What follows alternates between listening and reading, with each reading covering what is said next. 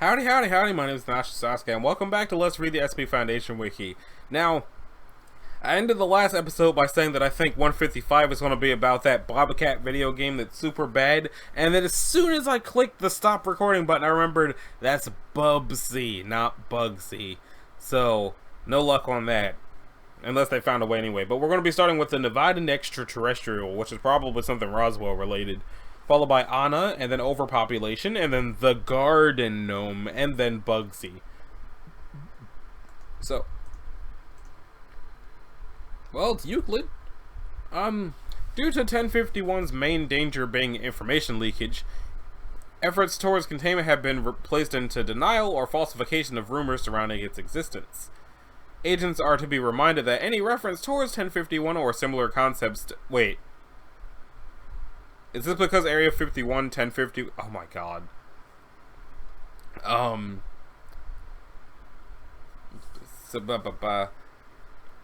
Agents are to be reminded that any reference towards 1051 or similar concepts during interaction with a civilian, whether online or offline, are to be met with ridicule and or denial. Knowledge beyond current cultural information may require the application of a Class A amnestic. 1051 is to be patrolled by no less than 20 personnel dressed in uniforms superficially resembling that of the United States Air Force in a 2-kilometer radius surrounding 1051. Intruders into this radius are to be shot. Personnel are reminded to not injure intruders, but only shoot a sufficient amount to repel them. Repeated attempts at entry or entry beyond a 1-kilometer radius will result in the application of a Class A amnestic. Satellites orbiting over or near 1051 are to have their transmissions monitored for suspected interference. An antenna discovered in a 10-kilometer radius around 1051 with no known purpose are to be either destroyed or surrounded by a Faraday cage. Description: 1051 is a large and mobile organism, presumably extraterrestrial in organs. Its shell measures approximately 700 meters by 500 meters by 60 meters. 1051 is an ambush predator in nature and lures its prey using a variety of sociological and psychological manipulation. Are they implying that Area 51 itself is the alien? 1051 has a shell that mimics large structures. For the past blank years, it has remained in appearance to an aircraft hangar. 1051 will periodically produce and launch eggs seen above, or see above, from itself. What do you mean see above? There's no above picture. They are elliptical in design, but are flattened at the bottom to make a domed shape. This is presumably for ease of travel through terrestrial atmospheres. Currently, blank out of blank eggs have successfully been reclaimed by Foundation personnel. The eggs not intercepted by the Foundation have been ejected out of Earth's atmosphere and are irretrievable. 1051 will frequently attempt to connect with orbiting satellites in order to send television signals, images, or a variety of other media forms. 1051 currently has a 20-something% success rate in connection. It may also transmit radio signals or connect to telephone lines. 1051 arrived on Earth in 1940-something in an egg. It was originally discovered by the United States Air Force, which transported it to probably Area 51 or Roswell something, Nevada. I don't know. 1051 did not come into Foundation attention until 1950-something following a distress signal by Air Force personnel stationed at blankety blank. Anatomy: aerial photograph of 1051 taken 1950-something. Note that the majority of it is underground. Okay. Number 1 is the mouth of 1051. The doors shut and prey is pushed deeper into the body. Number 2 is the gizzard. It grinds prey into fine paste before digesting. 3 is the stomach. Digests prey into nutrients and waste. 4 is the sphincter and waste tube. Nutrients are sent to point 5 while waste product is released through the southern cavity. 5 is the brain. 6 is the distributing organ, whatever that means. Note that this organ extends several different antennae and wires underground, allowing it to connect to various telephone lines, emit radio transmissions, and connect to satellites. Foundation personnel have only been able to discover blank of the presumed blank antennae 1051 utilizes above ground. 7 presumed to be the tongue of 1051. Analysis of this paved area has shown fine indentations in the concrete, suggested to be that 1051 may have taste buds. On blank 19-something, this was confirmed after 1051 retracted it momentarily following a chemical spill, giving the appearance of a disappearing airstrip. 1051-2. Transmission successfully distributed by 1051. Repeated uploading of various false information to various conspiracy websites, including information of various spacecraft being reverse engineered inside itself, various Men in Black theories of extraterrestrial contact. Its use as a testing for the following items: exotic energy weapons, weather controlling devices, time and teleportation machines, and impossible propulsion systems. Various messages in radio and television transmissions regarding its use by a shadow government. Note, this is considered a high-level information leak. Class A amnestics are authorized for use dependent on the level of classified information. Calls to several production studios in California. Dozens of calls, faxes, and emails to the National Enquirer offices in blank. National Enquirer offices have been monitored by Foundation personnel since 1980-something. Massed orders to officially reveal its existence sent to U.S. military intelligence. What's the Men in Black thing?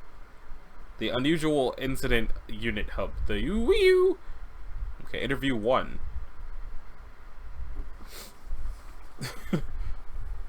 Interview 1051. Interviewer Dr. Richardson. A small radio apparatus was set up nearby 1051's distributing organ in an attempt to communicate with it. Agents found 1051's distributing frequency at the time after 2 hours of scanning. Hello? 1051, can you hear me? Give. Pardon? Give. Give what? Want feed? You don't get any food. Area 51 is currently being controlled by the SCP Foundation, a shadow government organization that is designated at 1051. Here are a few names of the operatives. Send out D-7238. 1 D-class personnel is sent into the mouth. Now, why are you sending out these signals? Bring food. What do you mean? Learn humans curious. Make curious. What about those discs we captured? Catch baby? Audible groan can be heard coming from brain. They're eggs? You reproduce that way? 2-minute pause. Dr. Richardson, Agent Adler, Agent Crescent, its coordinates are the following: data expunged. End log. 1051 proved to be highly uncooperative following the interview. All attempts to destroy the distributing organ met with failure.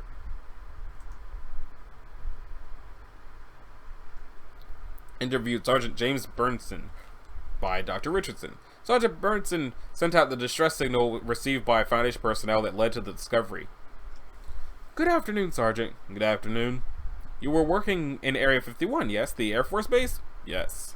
And what project were you assigned to?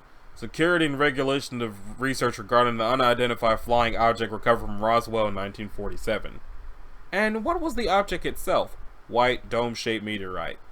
What did they discover during research? The meteorite was hollow but filled with some kind of liquid. Something was very slowly moving around inside it. And how long did study of the object take place? Blank years. It would have continued longer, but it was interrupted, yes? Yes. You were the one that sent out a distress signal. Yes. Why? The meteorite hatched. Pardon? The meteorite hatched. It was an egg. And that's when you sent out the distress signal. Yes. Can you describe the incident in more detail? Dr. James, Dr. Gold, and I were working late. We heard a cracking noise and looked at the object. Crack began to appear along it. We were surprised, so we just stared. Then after about 5 more minutes of cracking, it broke through the shell. The alien. It began to run, but something snaked out of the shell and grabbed Dr. James. Then it absorbed him. Dr. Gold and I both escaped out of the hangar. That's when I sent out the distress signal. What happened then? As I was finishing signaling, Dr. Gold tapped me on the shoulder and pointed at the hangar. I turned to look and saw it shaking. Then it expanded a bit and collapsed. Inside, we could see it writhing around. Was Dr. James there? No, the alien then began to form a shell around itself. The shell moved around a little, and then suddenly looked like the hangar. Is that it? After that, your men arrived and took me in for questioning. Alright. Thank you for your time, Sergeant. I'll have to chat with this Dr. Gold. I have a hunch. Interview Dr. Jonas Gold. Dr. Gold was one of the original researchers of 1051. Good evening, Doctor. Yourself? I'd like to ask some questions about Dr. James. He was a good friend of mine. I'm sure this is hard for you. It's fine. Go on. What were Dr. James's interests? I suppose his interest was his job. A real sci-fi nut. Really? He always liked to go on about stuff from other worlds, new technologies. Hell, he could have been a writer for those B-movies that you see in the cinema. What was his opinion on the military? Well, he was working for them, of course, so keep this under your hat, but Dr. James honestly thought that they already had aliens. Where did he think they kept the extraterrestrial? He didn't mention it. Or he just didn't know. Probably figured that if we already had a secret meteorite, we must have had an honest-to-God spacecraft somewhere, kept secret. I have one more thing, Doctor. Go on. Does anything about this seem familiar? Dr. Richardson plays a tape recording of interview 1051-1. Where did you get this? Why do you ask? That voice, it's Dr. James. Thank you for your time, Doctor. No, wait! Closing statement. Dr. Gold was escorted out by security personnel. Okay, so Area 51 is an alien, and it ate a dude and uses his voice for talking now. And it's what's been spreading the information and conspiracy theories about Area 51 so that it can bring people in and then eat them. Cool. Well, Anna is safe. Anna. Presumably it's Anna because there's only one N. No. Banner. Anna, okay. SCP-1052 is to be stored within a lit, sealed locker located in Area Blue 13, Site 45. Miniaturized CCTV cameras to be placed within the locker, with checks made every evening by surveillance officers to ensure that the object has not been displaced. All and any mail, electronic or physical, that arrives at Site 45 is to be examined by security personnel. During this examination, should any letter, envelope, or folded notes be found to be addressed to Anna, or should any of the contents be directed towards this named entity, they are to be compiled and forwarded to Assistant Researcher M. Joshua, who will note down all, if any, possible indications that the sender is aware of the existence of the Foundation, or possesses any knowledge of 1052's nature beyond the reference to its name as Anna. In the event that a reference indicating further knowledge is found, a retrieval team should be dispatched to the residence of the sender, whereupon the sender will be brought in for questioning and possible neutralization. The contents of the letters are to be entered into the site database under the Foundation_materials/safe/SCP-1052, whereas physical letters themselves are to be disposed of in the on-site paper shredder. Note that pleas and prayers do not count as an awareness of the existence of the specimen, as this has been noted to be a typical characteristic of most of the letters. Security personnel are also to check the bi-weekly internet word filter records for any instances where the term Anna is used in the same context as any of the Foundation buzzwords, a list of which can be found in the compilations put together by the Foundation and linguistic experts. Note: due to the nature of Site-45 having been upgraded recently to a higher threat level, it is advisable that 1052 be moved to a secure facility that does not contain weaponizable SCP objects. This specimen presents a constant leak in security which may compromise the safety of the site and containment of other on-site specimens. Description: 1052 is a lady's hand mirror approximately 5 inches in diameter, gilded with gold leaf along the sides of the handle and around the mirror itself. The handle and head of the mirror are made of solid brass, whereas the dowel used to connect the sections together is made of wood. Its make has been estimated by Foundation historical experts to be late 16th century, possibly of French origins due to the ornamentation of the frame in a Baroque style popular during the period of 1543 to 1602. Inscribed on the blank side of the hand mirror in French are the words Chérie Anna, in English, Dear Anna. Anna. Hey there, hi there, ho there. Located 2 inches from the head of the mirror, carved into the wood of the dowel, is a female figure, approximately 30 years of age. She appears to be wearing a tertiary's habit and holding lilies intertwined with a crucifix in her hands. The mirror itself displays no anomalous properties other than the letter receiving. And SCP-1052 was the recipient of numerous letters written by individuals who have been diagnosed with anorexia nervosa, where Anna is the subject to whom the letters have been addressed. Researchers have been able to deduce, after analyzing the contents of the letters, that some senders view Anna as the physical manifestation of their illness, whereas others appear to have attributed to Anna a quasi-divine status, petitioning her for comfort and strength to resist consuming food.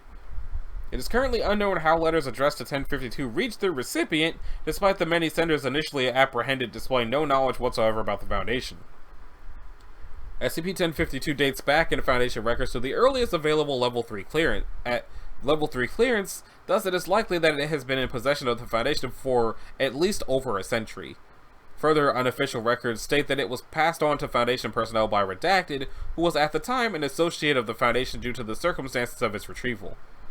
Current containment procedure has had been in effect since 1948, when Site-26 was hit by GLC forces after a security leak, which was brought on by the interception of one of the letters addressed to 1052. The connection between the object and the letters were made after 1052 was transferred to Site-54 in the aftermath of Site-26 destruction, and the letters continued being sent, now instead posted to the location of Site-54. Note: current investigation is being undertaken by in-field operatives working within the GLC in order to ascertain if 1052 is indeed a former tracking device planted by the organization.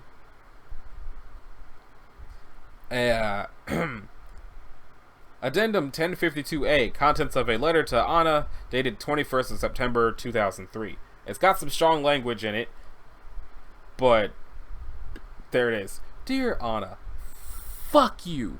You've ruined my life. I've lost my family, my friends, my love, all burned down my throat into the spiral of the toilet bowl. Today, as my fingers stabbed and scraped at the back of my throat, as the acrid fire leapt through the back of my eyes, I realized I hate you. You've taken everything from me, cast me aside like a rag doll, looked at my disdain. Why? Why? Is it because I'm still too fat? Because these bones don't break through my skin? Can't you see you've broken me? That you've done that to my throat until I can't speak to others anymore? That you've scratched my mind until all I can think of is you. Beautiful, wonderful you. I love you, Anna. I love you. I love you. You're so beautiful. I want to be like you. I want to be you. I want to taste nothing but the cool air in my stomach, feeling as it collapses on itself, searching for sin. I want to dance on empty air, float and fly in my weightlessness, die choking on my own vomit one night so I can be with you, Anna. Please don't leave me. Don't abandon me. I cry out to you every night, ignoring the pleas of my family, the sheep around me. They don't know you as I do. You're all I have left. Let me leave this world, Anna. Hug me close as you pull me off the edge, please. It's so cold and lonely here, where nobody else is, and I feel faint. I may fall any moment, but I don't want to fall by myself. I don't want to die. Please bring me away. Please make me thin. Please let the whispers stop. I know they're saying that I'm not good enough, that my flesh still writhes under my skin. Please make it painless. Love, Faithful. Addendum B. Interview with Mr. Blank Blank, sender of 36 letters to both Site 54 and 45. Hey, who the hell are you guys? What the fuck am I doing here? Calm down, Mr. Blank. We're here to ask a few questions. Maybe even help you. Help me with what? Oh God. Is this about that? I told you, you fuckers, I'm fine. I've been better than I've ever been. The doctors don't know shit. She helped me become who I've always wanted to be, so you can damn well fuck off and tell whoever put you up to this they can stick their noses back into their own business. Mr. Blank, do you understand that you've been sending letters to a secure government facility, one that you should have no knowledge of? Is it Lila? Was she the one that put you up to this shit? Mr. Blank, we need you to pay attention. I don't want to have to make this difficult for you, but we will if you continue to be uncooperative. Let me cut to the chase. How have you been sending these letters to us? I don't know what you're talking about. Your letters to Anna. How have you known where to send them to? Answer the question, goddammit! Subject breaks down and begins to cry. She sent me the first letter. She told me I wasn't good enough. She voiced the words in my mind that have been eating away at me. I had to speak to her, to feel the coldness of her gaze. Please, I need to talk to her, to apologize, to tell them I'm sorry for not being the bones I should be, please. Did she send any more letters? She would tell me, after each letter I sent, how broken and flawed I was, how fat I am, how I need to do more. She congratulated me once for trying to cut open my belly, but she's never... I need to speak to her. I need her love, her embrace. Where are these letters? In my home. Please, do you know where she is? Can you let me talk to her? I need to tell her what I did. What did you do? Enough. Letter retrieved from the home of Mr. Blankety Blank. Dear Blank, you are not yet nothing. You are still an eternity away from it. Don't try to hide behind the doctors and your people. I can still see you. Your rolls of fat draped about your body. You don't deserve to hear from me. If this goes on, I will simply have to give up on you. But there's still hope, my beautiful son. Isn't that wonderful? Keep going, keep striving, and maybe one day you'll be good enough for me. Then, and finally then, shall I love you. Anna. Letter was sent from the address of Site 45. Addendum C, Log of Incident 1. In January blank 2007, the senior researcher blank blank gained access to 1052 during on-site research.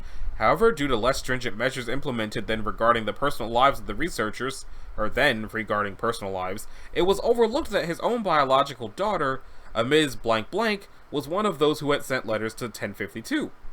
Ms. Blank was 16 at the time and had suffered from anorexia nervosa for approximately 4 years, resulting in 2 recorded hospital stays, and prolonged visits to various mental institutions. It is likely that senior researcher Blank, at the time distraught over the action of his daughter, attempted to decommission 1052 without the authority to do so.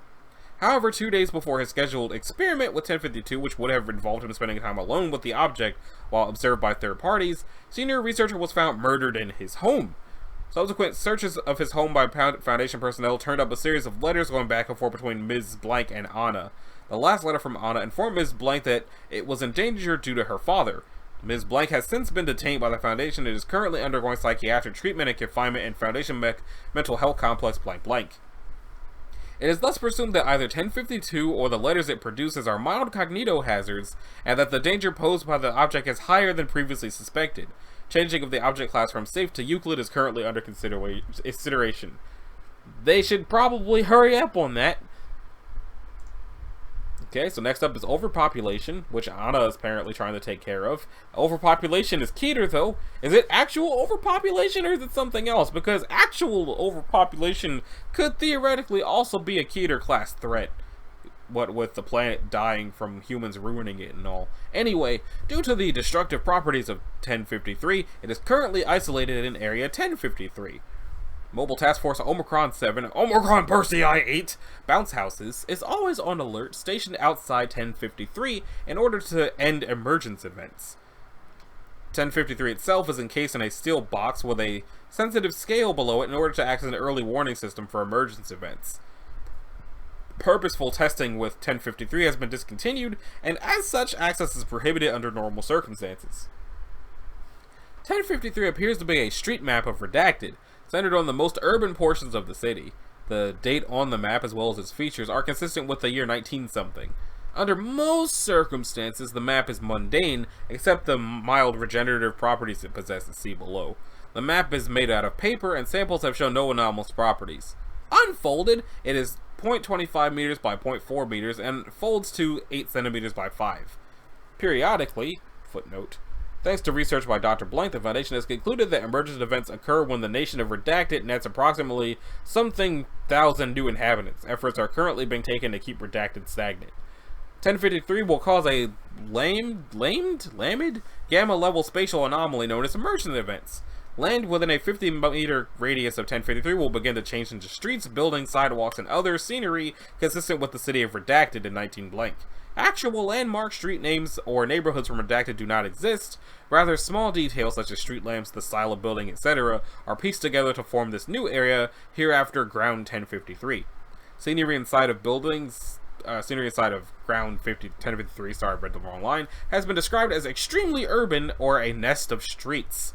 And subjects have detailed the entire place as being a twist of asphalt and dirt streets, narrow roads, and tall glass buildings. The radius of Ground 1053 expands quite slowly, although external viewing of Ground 1053 is inaccurate due to the fact that Ground 1053 is a spatial anomaly. Measurements can be taken for its external area and still be accurate. However, subjects inside have reported that it is much larger than it appears on the outside. Calculations have placed the internal size as approximately blank 100% of the external size, although it is possible that the internal size is highly fluctuating, which would allow the estimation to have a margin of error as high as 15%. The weather inside is frightful, is similar to the weather outside of it, although raindrops and snowflakes do multiply as they enter the area, keeping them at normal size. Other natural forces do affect 1053, or Ground 1053. However, natural phenomena such as lightning, rain, snow, and wind do not appear abnormal. No organisms have ever been encountered inside of Ground 1053. Empty places of residence, such as apartments and condominiums, have been encountered. However, no personal belongings have been discovered inside of these residences. Dressers are present but empty, walls are barren from wallpaper or pictures, etc. After Incident 1, it has been concluded that once sufficient damage is dealt to 1053, Ground 1053 will immediately stop expanding. Within less than 30% of the time it took for Ground 1053 to be created, the entire area will fully disintegrate. During retrieval time, 1053 is usually fully repaired by unknown means. The state of 1053 before the expansion of Ground 1053 has no effect on the growth. Rather, the difference of the condition of 1053 before Ground 1053 is generated is directly proportional to the amount of damage that must be dealt to 1053 for it to disintegrate. It is speculated that if 1053 were to sustain enough damage prior to the generation of Ground 1053, stopping it from expanding would become impossible, causing a CK end of the world scenario. MTF Omicron 7 is tasked with entering Ground 1053 during emergence events. Rapid response is key in ending emergence events, as the longer 1053 has to expand, the area needed to be covered in order to reach 1053 will increase exponentially. In addition, the analogical capabilities inside of Ground 1053 have been greatly inhibited for unknown reasons. To date, blank by 2000 something, the farthest that Ground 1053 has reached externally is blank kilometers. Okay, so if the thing grows when that nation reaches a certain amount and they're keeping that down, does that mean that the only way to stop the box from ending the world is to stop that nation from growing? Because there's really only there's a few ways to go about that, but I don't think that YouTube is the place to discuss that. So moving on to the garden gnome, which is safe, supposedly. SCP-1054 should be kept in a 3x3x3 meter steel-coated cell, which is to be sealed at all times except for when testing is taking place. The steel door that is used to access the cell should be airtight as to not allow for the astroturf to grow outside the door. Description: 1054 is a ceramic garden gnome. Gnome Chomsky! 32 centimeters in height and 14 centimeters in width. It has a white beard, a red hat, and is sitting on a sack of unknown contents. That sounds ominous. It is playing a wooden flute-like instrument and is in a dance-like position. On the base of 1054, the garden gnome is written in a thick black pen. Note that the word garden is in inverted commas. 1054's effects become noticeable when it is left in the same place for just over an hour. After approximately 63 minutes, green plastic blades, or fake grass, will start growing out of the ground around the base of the gnome, no matter what the surface that the sculpture is standing on. The grass will spread at a rate of 1 centimeter squared per 30 seconds in every direction. This will continue until it meets a wall or object, at which point the growth will stop. If there are objects on the surface that the grass is spreading on, it will simply grow around it, leaving a clear patch of floor underneath. If the object is removed and the gnome remains on the surface, the grass will grow over the clear patch. Plastic flowers, trees, and other plants will sometimes grow from the ground. Every so often, as the grass grows, a conscious life form, hereby known as One, will grow too. One have appeared in many forms, all being well-known garden ornaments. Known forms include pink plastic flamingos. It is noted that instead of legs, the specimen has one thin pole stuck into the ground. The specimen cannot walk, but it has full capable movement of its wings, neck, and beak. Garden gnomes. These gnomes vary in look and clothing, but none of them are the same as 1054. Digging dogs. This specimen is a dog with the front half of its body buried into the ground. It can move its back legs and tail, but cannot move from the spot it appears in. Bird bats. This specimen is made out of marble with a small 5 centimeter tall birds around the rim. These birds can fly, but seem to want to stay around the bird bath and become agitated when taken away. Addendum. The gnomes that grow as one if left long enough, begin making houses and huts out of various materials. These materials all come from the sacks that sometimes grow with the gnomes. They are seen to have a routine daily life, such as conversing with other gnomes, building structures, and other jobs. Once every 5 hours, approximately, all gnomes gather in front of 1054 and perform religious rituals such as praying and worshipping it. Well, that doesn't sound too bad. What's with the pink flamingos, though? Why is that its own link? Why are the flamingos their own SCP? It's gonna be a while before we find out why. And that brings us to Bugsy, which is another Keter one. Man, we're just churning out the Keters lately. Alright then. SCP-1055 is an info hazard. Information in this document is presented strictly on a need-to-know basis for containment personnel. Accessing additional information requires level 5 approval and accepts the risk of creating a containment breach. Well, we all know that I don't care about my levels of approval when I read these things, so 1055's living quarters are accessible via subterranean monorail from Site 77. 2 personnel responsible for providing care to 1055 are to be rotated in every 8 hours for a 24-hour observation. I don't know why I keep yawning, I got enough sleep. 1055's living quarters contain a playroom with television, futon, and sound system, a washroom, a library stocked with children's books, and a kitchen. Staff are encouraged to provide any meal which 1055 asks for within appropriate nutritional guidelines. If current supplies do not meet requirements, substitutions of pasta or sugary cereals are commonly accepted. 1055 will fixate upon a random object, currently a teddy bear referred to as Bugsy, and clutch it tightly at all times. Staff must allow and encourage this behavior even during bathing and feeding. 1055 may vocalize unhappiness or deliver warnings on behalf of this object. Any requests concerning this object must be met by all possible means available. Containment of 1055 depends primarily on both its isolation and positive social attitude. In the event of catastrophe, staff are to evacuate and flood the living quarters with nitrous oxide. Under no circumstances is any physical harm to be done to 1055, even and especially if it becomes hostile. Additional information. Access log, delete/destroy after reading as per HP 5810 regarding forbidden knowledge disposal. Containment of 1055 depends primarily upon the health and well-being of its caretaker, D-1055. Due to SCP-1055's extreme reactions to human perception, successful containment requires that staff on site be misdirected to believe that D-1055 is the anomalous entity himself. D-1055 is of diminished mental faculty, but aware of the importance of his service in keeping Bugsy safe in his arms. D-1055 has thus far presented the only viable means of containing 1055 without massive loss of personnel and resources. Okay.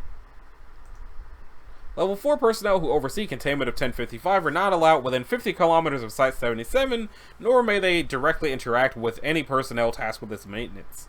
Description: 1045 is formerly Michael Schroeder of Douglas, Wyoming. He is a Caucasian male, 6'4", and 280 pounds, 29 years old, and suffers from autistic spectrum disorder and Down syndrome. 1055 may be addressed as 1055, Mikey, or any nickname which he suggests. Despite classification as an anomaly, staff are encouraged to address 1055 with normal social pronouns and documentation and conversation. Data expunged, access additional information. Under normal circumstances, 1055 superficially resembles a specimen of Ursus arctos horribilis. However, its volume, mass, and morphology shift spontaneously. The means by which 1055 gains and loses mass is not understood, but it appears to be in relation to the number and proximity of individuals who are aware of 1055 and the nature of the attention it receives from them. Hostile or fearful awareness of 1055 increases its size and hostility significantly more than benign awareness, but due to 1055's violent nature, even a calm awareness of its existence can quickly spiral into a potential containment breach as the danger it presents escalates and it exposes itself to more individuals.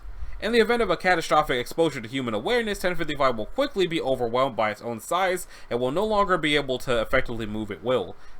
However, it will continue to grow and produce sensory organs and appendages which are used to assault any living creature within reach. Even in confined or subterranean locations, the growth can exert enough pressure to cause tremors and massive structural failure, and pieces of the biomass are capable of growing through and widening gaps or cracks of any size. Apart from its mass generation, 1055 possesses no special ability to resist trauma.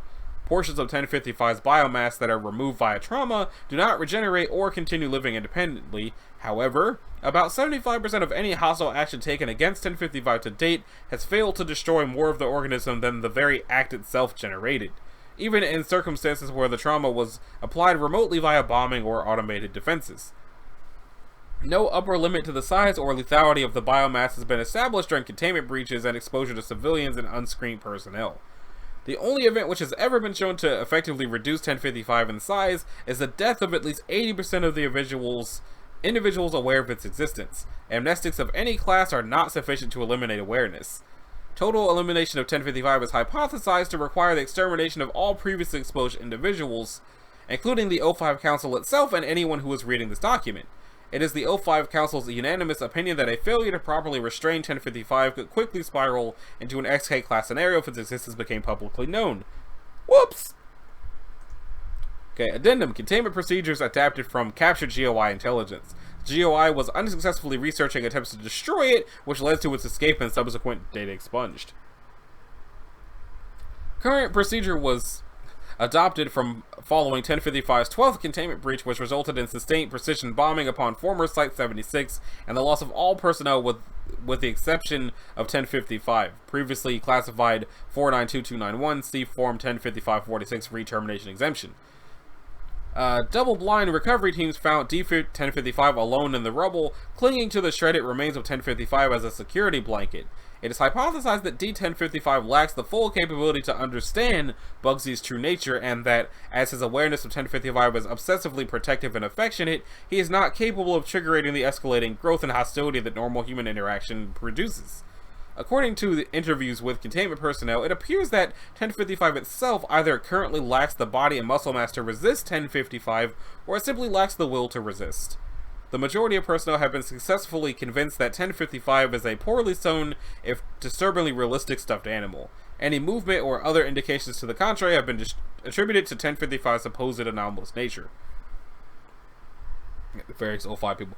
I don't care that this arrangement has worked out the best out of all the previously scrapped containment schemes. It is not sustainable in the long run to ask a mentally challenged man to keep the end of the world at bay with hugs. We need a long-term solution, preferably orbital or oceanic, to keep exposure to human awareness at an absolute minimum.